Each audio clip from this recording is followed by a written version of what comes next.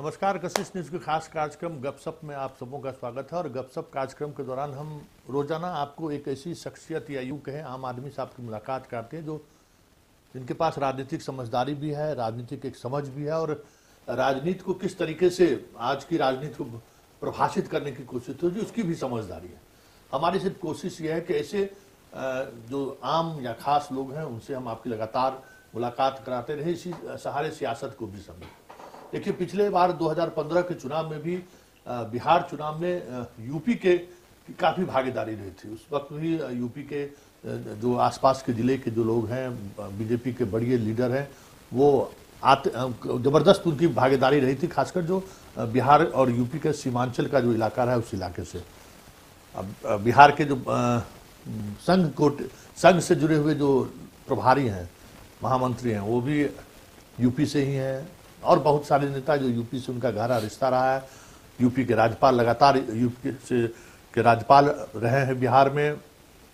मतलब UP BJP और Bihar BJP के बीच बहुत ही वैचारिक रिश्ता की बात हम नहीं कर रहे हैं, पारिवारिक रिश्ते की तरह दोनों राज्य एक दूसरे को सहयोग करता रहा। स्वाभाविक तौर पे दोनों का एक मिजाज भी है, एक तरह की सियासत करने की एक शैली भी रही है।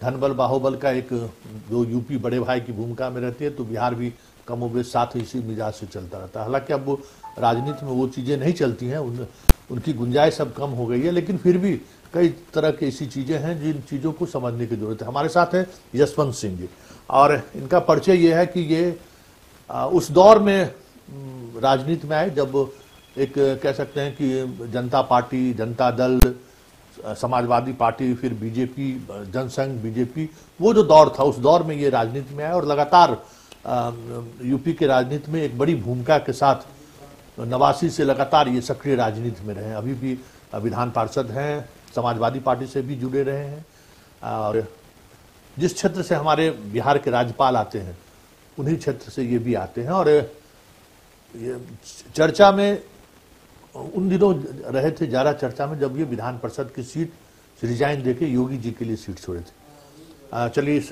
खास कार्यक्रम में आपका स्वागत है कशिश न्यूज में।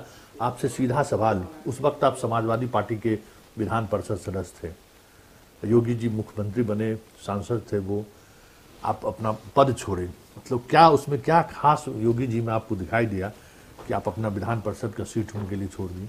देखिए, राजनीति में जब हम लोग आए तो हम लोग चंद्रशेखर जी के शुद्ध रूप से फॉलोअर हैं। उनके आदर्शों से ही प्रभावित होकर हम इमरजेंसी के दौरान जेल भी गए थे। चंद्रशेखर जी ने अपनी पूरी जिंदगी में वो किसी भी जगह खड़े रहे होंगे, उनके लिए देश सर्वोपरि था। आपको याद होगा, उन्होंने स्वदेशी आंदोलन दत्तोपंत ठेंगड़ी के साथ पूरे देश में चलाया था, जबकि समाजवादी विचारधारा के वो प्रतीक स्वरूप व्यक्ति थे। लेकिन उन्होंने इस मामले में कभी भी किसी बात पर कोई समझौता नहीं किया जब देश का सवाल उठ के खड़ा हुआ। आज जो बदली हुई परिस्थिति थी उसमें देश की सीमाएं जिस तरह से कमजोर दिखने लगी थी, जिसको श्री नरेंद्र मोदी ने अपने चुनावी अभियान में इस बात को देश की जनता को भी बताया कि हमारे सेना के जवान कमज़ोर नहीं है, हमारे किसान कमज़ोर नहीं है, हमारा देश कमज़ोर नहीं है, हमारी दिल्ली कमज़ोर है। और इसको बोला ही नहीं बल्कि प्रधानमंत्री की गद्दी पर बैठ करके इन सारी चीज़ों को साबित कर दिया कि हमारा देश ताकतवर है। पूरी दुनिया हिंदुस्तान की तरफ देखने लगी। उसी दौर में जब उत्तर प्रदेश की विधानसभा का चुनाव हुआ और भारतीय जनता पार्टी की सरकार बनी, तो हमको भी याद है, बहुत दिनों से हम लोग सियासत को देख रहे हैं, बहुत लंबे अरसे के बाद कोई एक ईमानदार व्यक्ति उत्तर प्रदेश की मुख्यमंत्री की गद्दी पर बैठ रहा था। ईमानदारी की कितनी आवश्यकता देश को और समाज को होती है, इससे आप भी पूरी तरह से परिचित हैं।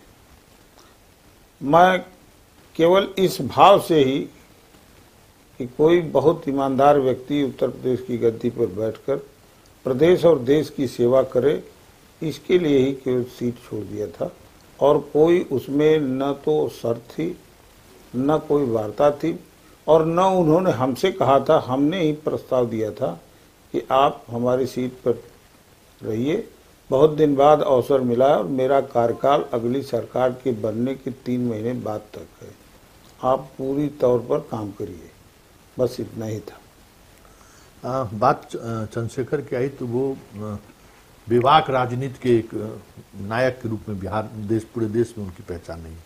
बिहार में भी उनका सियासत का एक अलग मिजाज रहा है, चाहे वो बाहुबली हो, चाहे किसी भी मिजाज के व्यक्ति हों, आम लोग हों, समाजवादी हों, उनका व्यक्तिगत रिश्ता मायने रखता था और वो व्यक्तिगत रिश्तों को लेकर किसी भी हद तक चले जाते थे। लालू यादव का वो भी दौर था जिस वक्त में उनके खास बिहार में जो भी लोग हुआ करते थे पॉलिटिकल रूप में, उनके लिए वो खड़े रहते थे। तो एक ऐसे शख्सियत के साथ आप राजनीति में उनके साथ जुड़े जिनकी पहचान ही यही रहे हैं कि उनके लिए राजनीति व्यक्तिगत रूप से जिनसे रिश्ता है, उन रिश्तों के सहारे वो राजनीति करते थे।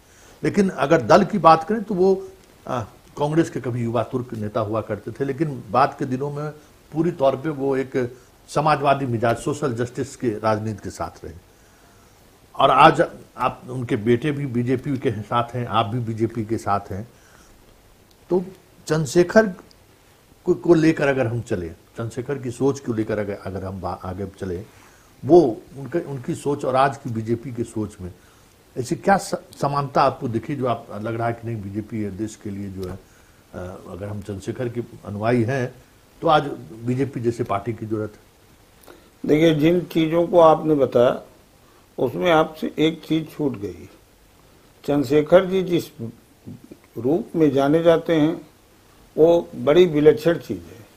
उनका कांग्रेस में इंदिरा गांधी से कितना गहरा रिश्ता था, समाजवादी आंदोलन को खड़ा करने में चंद्रशेखर जी की क्या भूमिका थी, यह किसी से छिपा नहीं है।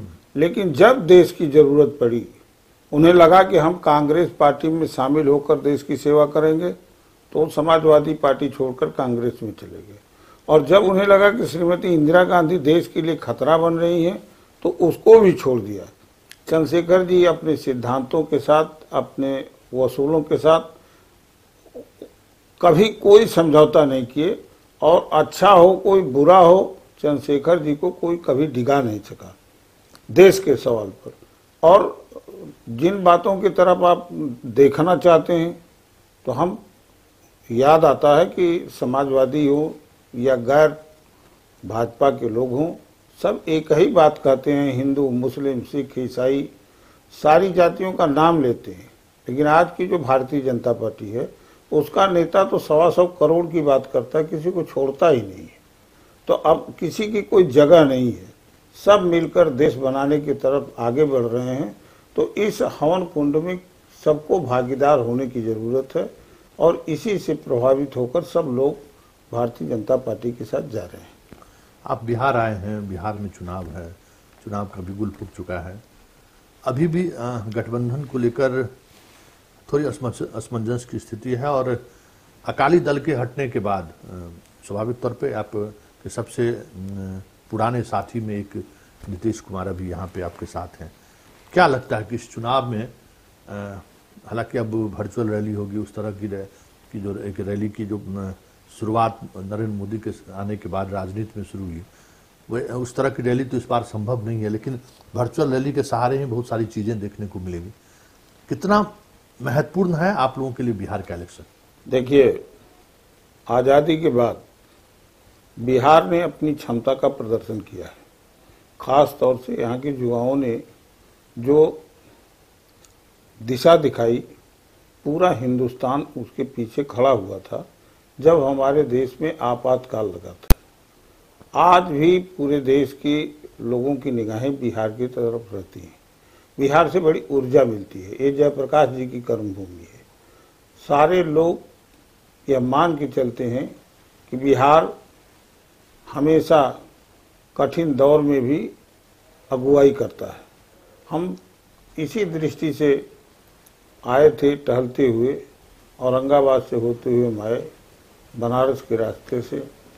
अब बिहार जहाँ से शुरू हुआ, हम लोगों ने जहाँ भी रुककर लोगों से पूछा, तो किसी ने कोई संकोच नहीं व्यक्त किया, बेलौस जवाब मिला कि फिर से नीतीश कुमार के नेतृत्व में गठबंधन की सरकार बनेगी।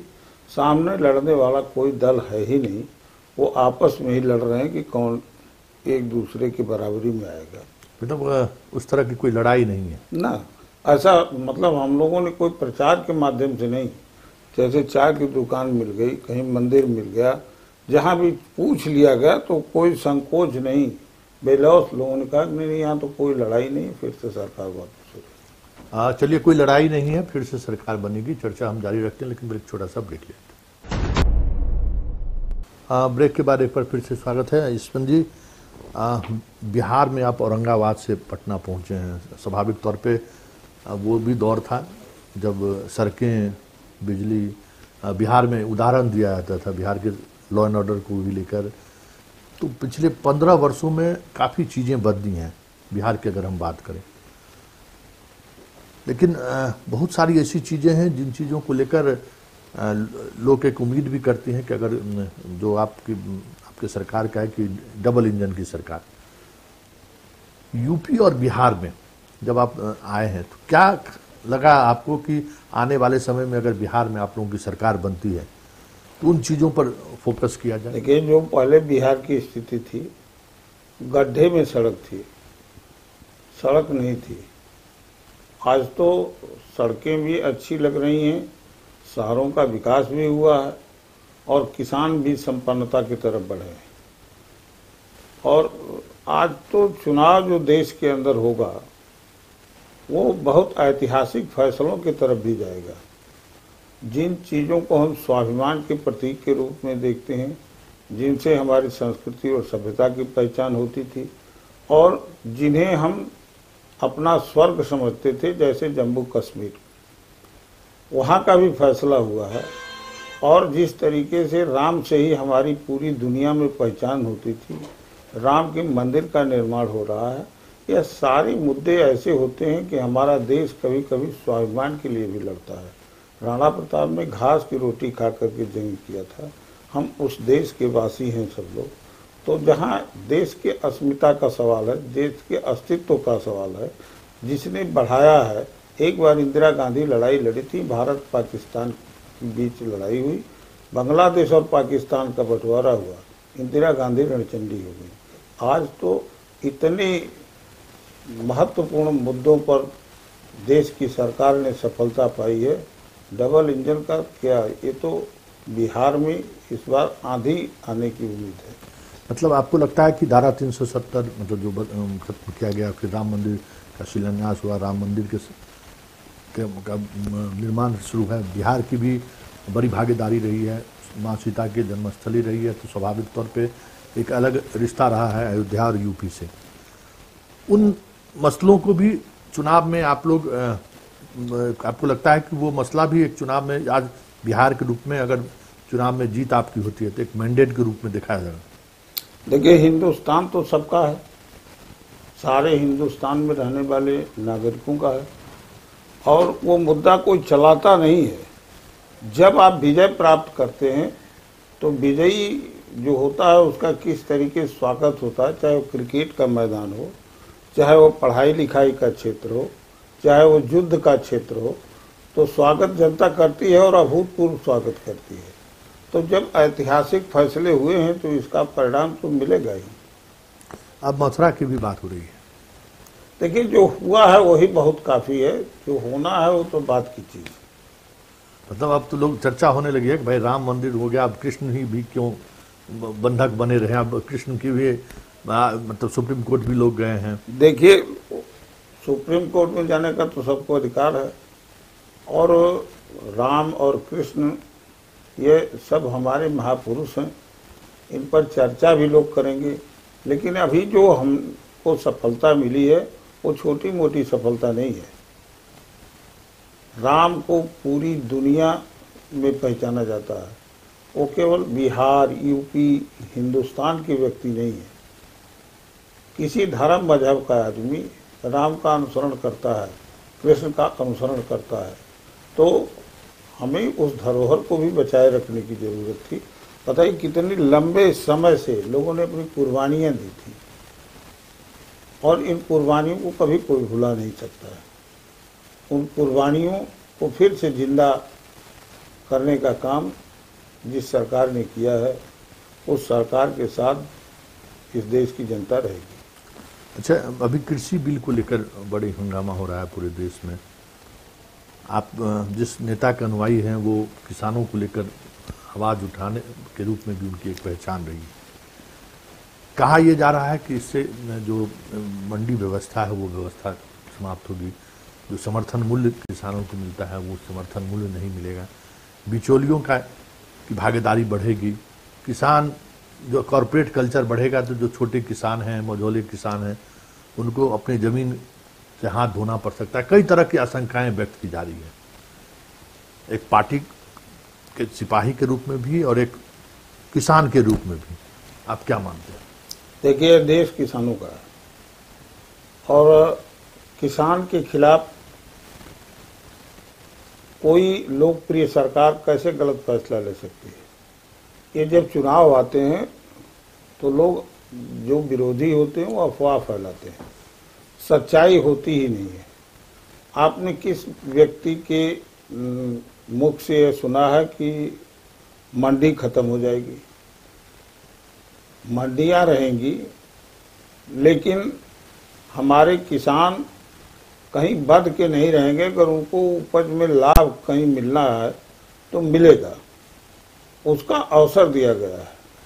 अब अपने मन से ही आप विरोधियों की बात पर यकीन करें तो बहुत सी अफवाहें फैलाएंगे। इन अफवाहों की कोई सत्यता नहीं है और इस देश में किसान का विरोध करने की क्षमता किसी हुकूमत में कभी नहीं रही है, न कभी हो सकती। तो किसान के नजरअंदाज करके आप सियासत भी नहीं कर सकते? कोई नहीं कर सकता है, ये देश ही नहीं चल सकता है किसान अगर ठीक से न रहे तो। इस देश को विकसित करना है, संपन्न बनाना है तो किसान को संपन्न बनाना है। और इस सरकार का नारा था, उसी दिशा में ये कृषि का जो बिल आया है उसी के पक्ष में है कि किसान संपन्न हो। और देखिए, इसी भावना से चंद्रशेखर जी ने एक बार कहा था कि अगर शहरों को जला दिया जाए और गांव संपन्न हो जाए तो फिर शहर बसाए जा सकते हैं, लेकिन अगर केवल शहरों का निर्माण होगा और किसान गांव में बर्बाद हो जाएगा तो ये शहर भी बचेंगे नहीं। ये क्षमता है हमारे किसानों में, कोई उनके ऊपर कृपा नहीं है। किसान ही इस देश को आगे बढ़ाता है। पूरी दुनिया में हिंदुस्तान को ही कृषि प्रधान माना गया है। तो किसान जो देश का विकास चाहेगा वो किसान का विकास चाहेगा, और जो देश का विरोधी होगा वो किसान के खिलाफ होगा। तो विरोधी लोग इस तरह की अफवाह फैलाकर किसान को कमजोर करने की दिशा में कोशिश कर रहे हैं। आखिरी सवाल आपको यूपी से। हाल के दिनों में यूपी में भी कई तरह के जातीय गोलबंदी की कोशिश हुई है। एक जोगी का एक इमेज बनाने की कोशिश हुई कि भाई ये ब्राह्मण विरोधी है, और उसको लेकर बिहार में भी ये सियासत चलाने की कोशिश हो रही है कि जो यूपी की सरकार है या फिर जो केंद्र की बीजेपी की सरकार है, उस सरकार में प्रतिनिधित्व को लेकर सवाल खड़े किए जा रहे हैं। क्या वाकई में अपराधियों के खिलाफ कार्रवाई करना एक जातीय संकेत है या फिर एक गवर्नेंस का हिस्सा है? ये तो अक्सर अपराधियों की तो कोई जात नहीं होती है, एक गवर्नेंस का हिस्सा है। उस हिस्से के सहारे ये जो राजनीति की विसात बिछाने की कोशिश हो रही है, क्या लगता है आपको कि इसके? देखिए, जात तो न नेता की होती है न जात अधिकारी की होती है, न जात अपराधी की होती है, किसी की जात नहीं होती है। सत्ता में बैठने वाला व्यक्ति होता है, उसको न्याय करना होता है और सबके लिए न्याय करना होता है। जात के लिए वो नहीं बना है। सरकार भी न्याय करने के लिए बनती है और अंतिम व्यक्ति के विकास के लिए बनती है, वो किसी जात के लिए नहीं बनती है। उसी तरीके से अधिकारी भी किसी जात का हो, वो जात पूछ करके और जात के लिए काम नहीं करने के लिए होता है। और अपराधी तो अराजक तत्व हैं, उनको अराजकता करने में, अपने सजाती लोगों के साथ भी अन्याय करने में उनको कोई दिक्कत नहीं होती। और जिस तरफ आप इशारा करना चाहते हैं, जो व्यक्ति मारा गया है वो अपने सजाती बंधुओं की ही हत्या सबसे अधिक पैमाने पर किया, उसी के प्रतिफल में उसका इनकाउंटर हुआ। और हमारा समाज अब जागरूक हो रहा है कि बाहुबली और अपराधियों के लिए अब तो बिहार में भी जगह नहीं है, यूपी में भी जगह नहीं है और देश में भी जगह नहीं है। और इन सरकारों ने साबित किया है कि इनके खिलाफ जितनी सख्त और कठोर कार्रवाई की गई है, जनता ने उतना ही भरपूर समर्थन उन सरकारों को दिया है। चलिए इस कार्यक्रम को अब समाप्त करते हैं और चीज़ों को समझने की जरूरत है, जिन चीज़ों की तरफ हम समझना चाहते थे। क्या बिहार और यूपी के राजनीतिक मिजाज को अगर समझे तो दोनों बहुत तरह के, एक तरह की सियासत को आप, वो भी दौर था जब लालू यादव यहाँ के मुख्यमंत्री थे तो मुलायम सिंह यादव यूपी के मुख्यमंत्री हुआ करते थे। उस दौर में भी सामाजिक न्याय के सहारे जिस तरीके की सियासत साधने की कोशिश हुई, गवर्नेंस को लेकर सवाल खड़े होने लगे। फिर यूपी में भी बदलाव का एक दौर शुरू हुआ, सामाजिक ध्रुवीकरण का भी वो दौर टूटा और जो एक परिवर्तन का, जो एक कह सकते हैं कि ये ऐतिहासिक ये तथ्य रहा है कि बिहार और यूपी जैसे राज्यों में मतलब सामाजिक बदलाव को लेकर एक बड़ा आंदोलन नहीं हुआ, लेकिन पॉलिटिकल इस सिस्टम के सहारे ही सामाजिक बदलाव भी हो रहा है और इसी बदलाव के कड़ी में यूपी बिहार एक लगभग साथ चल रहा है। और चुनाव है, स्वाभाविक तौर पर चुनाव में जिस तरीके से चुनाव में जीत और हार महत्वपूर्ण है, लेकिन इन मसलों के अलावा भी एक बड़ी बात यह है कि समाज में भी कई तरह के बदलाव आ रहे हैं। जिस हम जातीय गोलबंदी के आधार पर हम सियासत करते थे, वो चीज़ें अब बदली हैं। अब गवर्नेंस के सहारे भी अब राजनीति हो रही है और गवर्नेंस के सहारे राजनीति को बढ़ाने की भी कोशिश है। चलिए इस कार्यक्रम को यहीं समाप्त करते हैं, फिर किसी नए मेहमान से हमारी आपकी इस खास कार्यक्रम में मुलाकात होगी। फिलहाल मुझे इजाज़त दीजिए, नमस्कार।